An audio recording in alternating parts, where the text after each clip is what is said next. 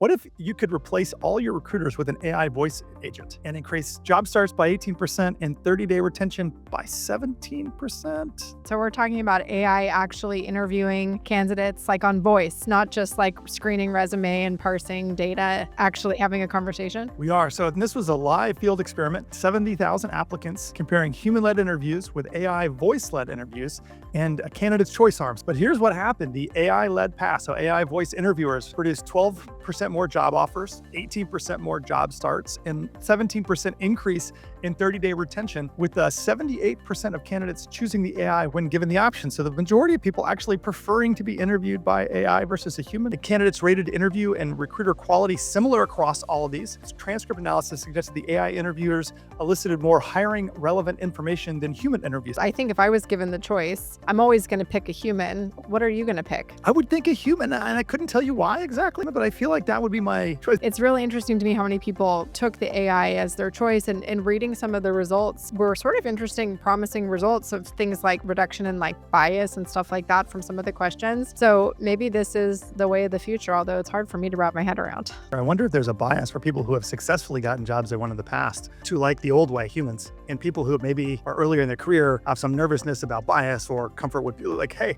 I want the AI that seems like a fair, honest broker of a test where, we go, well, maybe it is, maybe it isn't, but the old way worked pretty good for me. I got into jobs I wanted. It was fascinating to see that people preferred this and that it was better at eliciting information, which was really fascinating, but not surprising. It'll be interesting to see, of course, longer term studies if these employees actually, 30-day retention is great, but, longer term. And I think these were not the highest level employees. So we'll have to see if, when you move beyond kind of entry level employees to a little more leadership type skills, what that turns into. But really fascinating set of results on this initial test, both in terms of people's choices and the results we see from the AI taking the lead.